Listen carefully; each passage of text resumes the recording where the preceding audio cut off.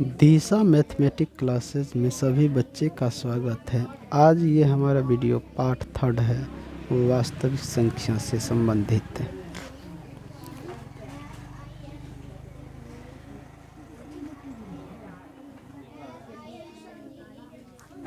वास्तविक संख्या। आज कुछ हम सवाल बेसिकली कर लेते हैं, जो बच्चे सब जानते होंगे उस पर हम चर्चा थोड़ा बहुत कर लेते हैं। सवाल करते जाते हैं। सबसे छोटी सम संख्या सबसे छोटी सम संख्या कितना होगा, बताते जाना।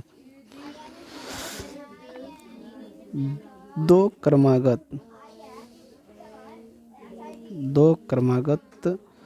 संख्याओं दो क्रमागत सम संख्याओं का अंतर कितना होगा। और सवाल कर लेते हैं, उसके बाद एक ही बार तुम लोगों को बताएंगे, तब तक तुम लोग भी लिखो। दो क्रमागत सम संख्याओं का महत्तम समवर्तक। दो क्रमागत सम संख्याओं का महत्तम समवर्तक कितना होगा। एक और क्वेश्चन कर लेते हैं कि प्रथम 10 सम संख्याओं का योग कितना होगा। देखो, सबसे छोटी सम संख्या जो होता है ना, वो है 2। दो क्रमागत सम संख्याओं का अंतर भी 2, क्योंकि जब लिखेगा सम संख्या तो जैसे 2, 4, 6, 8, 10, तो इनके बीच का अंतर कितना है, 2 का फासला है। इसलिए दो क्रमागत सम संख्याओं का अंतर 2।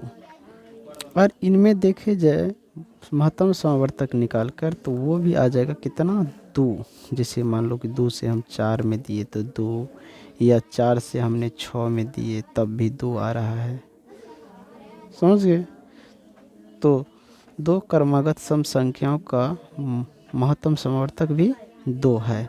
अब ये सवाल आते हैं कि 10 सम संख्याओं का योग, 10 सम संख्या का योग तो कैसे निकालेंगे। तो एक हम निकाल के दिखाते हैं, उसके बाद इसका फार्मूला जो होगा वो हम तुम लोग को लिखा देंगे। जैसे मान लीजिए 10 क्या कर रहा है, 10 सम संख्या का ना, तो 2, 4, 6, 8, 10, 12, 14, 16, 18, 20, कितना हुआ, 1, 2, 3, 4, 5, 6, 7, 8, 9, 10। 10 को हो गया, 10 को हो गया। अब इनको जोड़ लेते हैं। 4, 2, 6, 6, 6, 12, 12, 8, 20, 20, 10, 30, 30, 10, 40, 2, 42, 10, 52, 4, 56, 10, 66, 6, 72, 10, 82, 8, 90, 20, 100, 90, 20, 110। कितना हुआ, 110। प्रथम 10 सम संख्या का योग कितना हुआ, 110। कितना हुआ, 110। समझ गए। अब इसका फार्मूला देखो क्या होता है, इसका सूत्र। सम संख्या का सूत्र क्या होता है, सम संख्या का सूत्र जो होता है n plus 1, n into n plus 1 होता है। अब देखो कैसे, तो हमने पहले 10 लिया था, 10 प्लस 1 कितना हो गया, 10 गुना 11, 110 हो गया। चाहे तो और भी ले सकते हैं, समझ गए। चलो मान के चलो एक छोटा ले लेते हैं, कहते हैं क्वेश्चन में कि प्रथम 5 सम संख्याओं का योग, प्रथम 5 सम संख्या का योग। तो n बराबर हमारा 5 हो गया, तो बैठाएंगे n इंटू n प्लस 1, तो 5 प्लस 1 कितना हुआ, 5 गुना 6 कितना 30। अब देख लेते हैं कैसे 30 तो 2 4 6 8 10 देख लो। तो 6 4 10 और 8 2 10, तो 10 10 20 10 30 हो गया कि नहीं। 10 8 18 6 24 4 28 2 30, तो निकल गया 30। बेसिकली आप लोग समझ गए होंगे कि सम संख्या कैसे निकालेंगे। प्रथम कोई भी संख्या दिया हुआ कितना का भी कहे निकालने के लिए तो किस प्रकार से हम निकाल सकते हैं, समझ गए। अब कुछ हम क्वेश्चन फिर तुम लोगों से पूछ लेते हैं कि विषम संख्या के बारे में। किसके बारे में? विषम संख्या में। हमारा क्वेश्चन ये है कि सबसे छोटी विषम संख्या, छोटी विषम संख्या सबसे छोटी विषम संख्या कितना होगा। अगला क्वेश्चन कर देते हैं, सबसे बड़ी विषम संख्या कितना होगा।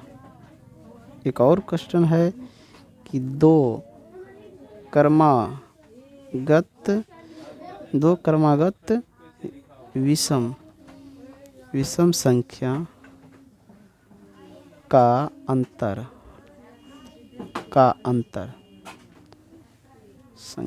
दो क्रमागत विषम संख्या का अंतर कितना होगा।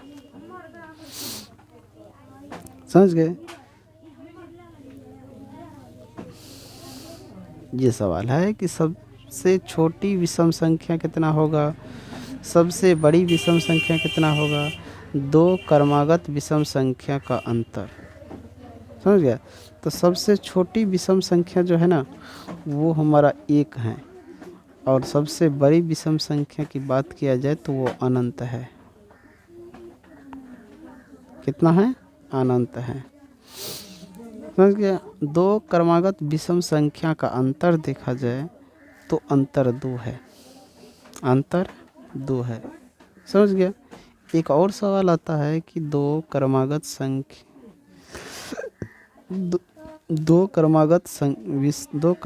विषम संख्याओं का महत्तम समावर्तक यानी HCF कितना होगा। दो क्रमागत विषम संख्याओं का HCF कितना होगा, तो ये भी होगा 1। अब कैसे, अब देखिए यहाँ पे दिखाते हैं कैसे 1 होता है। और मान लो कि यहाँ पे दिया है 3 जो कि विषम संख्या है और 5, तो इससे इसमें भाग देते हैं तो कितना होगा। 1 3 2 से 3 में देते हैं तो 1 2। समझे। एक बच्चा अब 1 से भाग देंगे 2 में तो 2 1 तो 1 निकला। और भी देख लो 7 है 11 है, विषम संख्या है। 9 भी है ना, 7 और 9, तो 7 से 9 में भाग देगा तो 1 2 बचेगा, 2 से 7 में देगा 7 2 और 2 से 7 में देगा 3, तो 1 बचा, 1 से 2 में देगा तो कितना निकला, 1 निकला। दो क्रमागत विषम संख्याओं का महत्तम समावर्तक कितना होता है, 1 होता है। प्रथम विषम संख्याओं को योग निकालने के लिए सूत्र है, प्रथम 5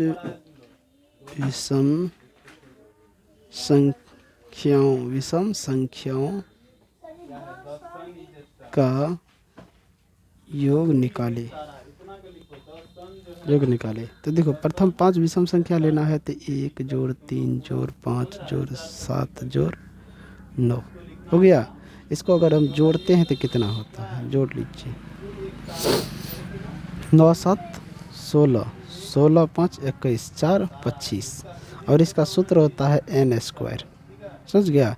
तो 5 का स्क्वायर अगर हम करते हैं तो 25 होता है।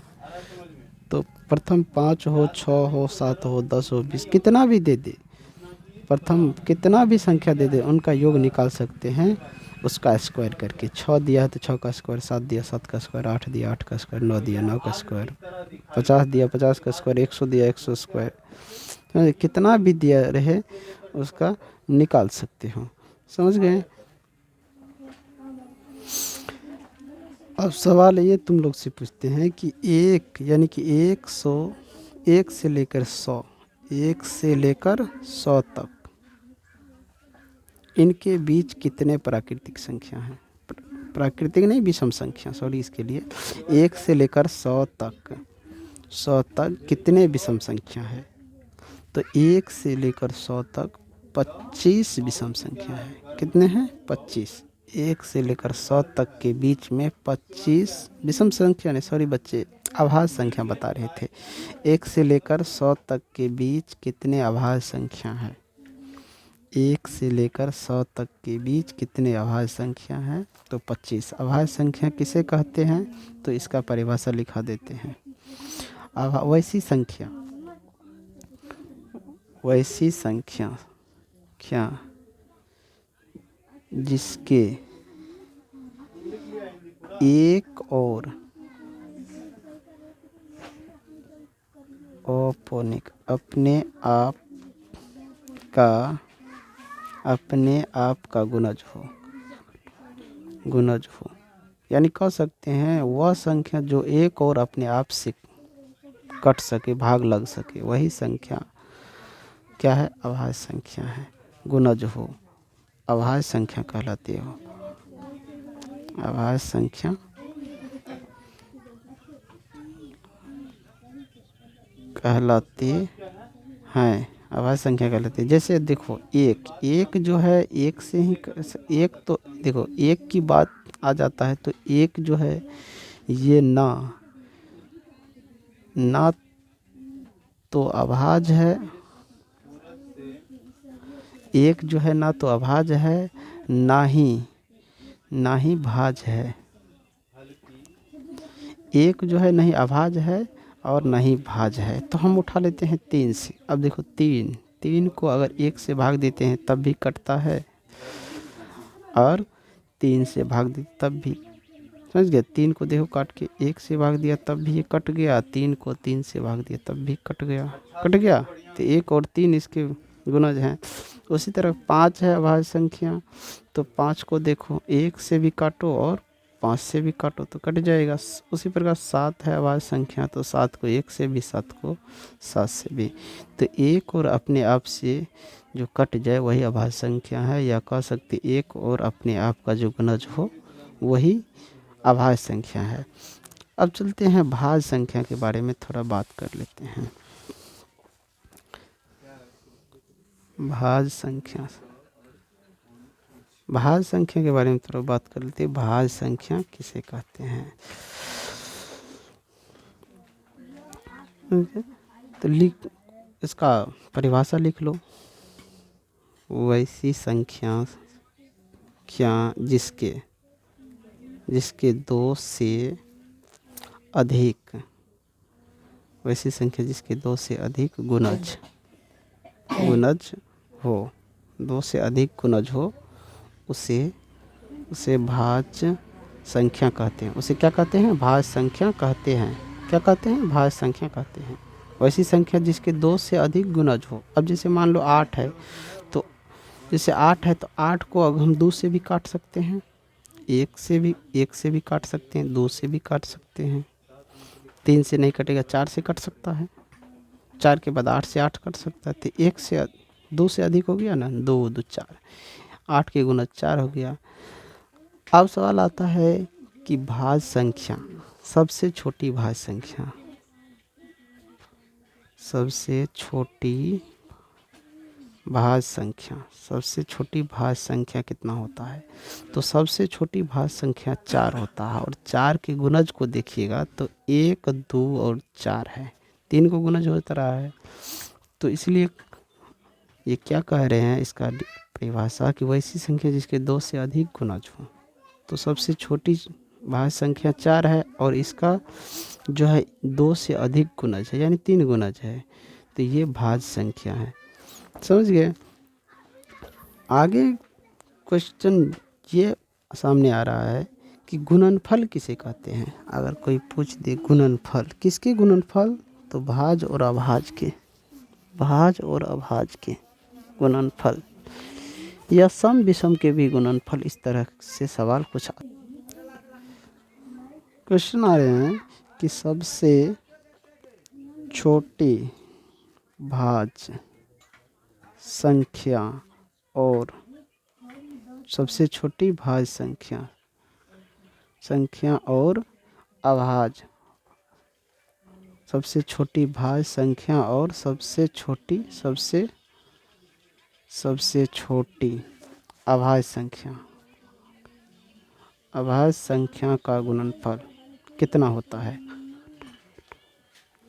सबसे छोटी भाज्य संख्या और सबसे छोटी अभाज्य संख्या का गुणनफल कितना होता है। सबसे छोटी भाज्य संख्या और सबसे छोटी अभाज्य संख्या का गुणनफल कितना है।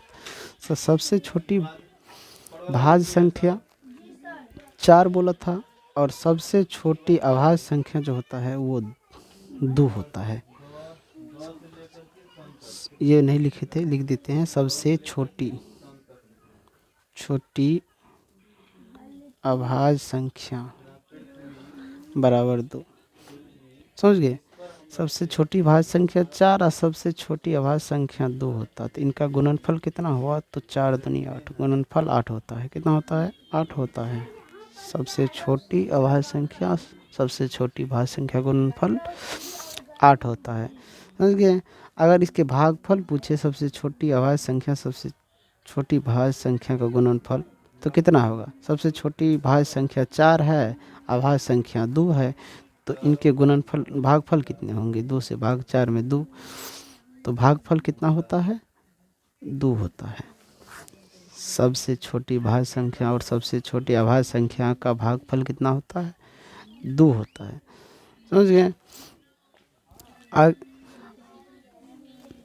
अभाज्य संख्या की परिभाषा तो हमने लिख दिए थे, भाज्य संख्या के भी लिख दिए हैं।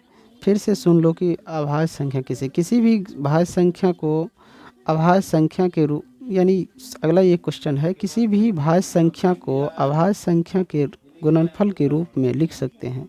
कोई भी भाज्य संख्या हो उसे अभाज्य संख्या के गुणनफल के रूप में लिख सकते हैं या नहीं।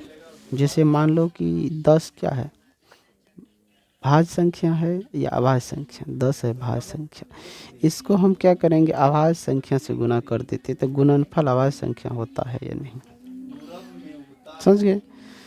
तो ये हमारा क्या है, अगर इसको हम अभाज्य संख्या से गुना करते हैं तो ये क्या होता है, भाज्य संख्या बन जाता है। अगर मान लो कि 2 हमारा क्या है, अभाज्य संख्या है, और एक और अभाज्य संख्या ले लेते हैं 5, इसको गुना करते हैं तो भाज्य संख्या प्राप्त होता है कि नहीं देखते हैं। दोनों अभाज्य संख्या है, तो अभाज्य संख्या के गुणनफल को अभाज्य संख्या से गुने करने पर प्राप्त संख्या भाज्य होता है या नहीं। इस तरह का कोई सवाल आ जाए तो अभाज्य संख्या को अभाज्य संख्या से गुना किया तो क्या हुआ, भाज्य संख्या मिला कि नहीं।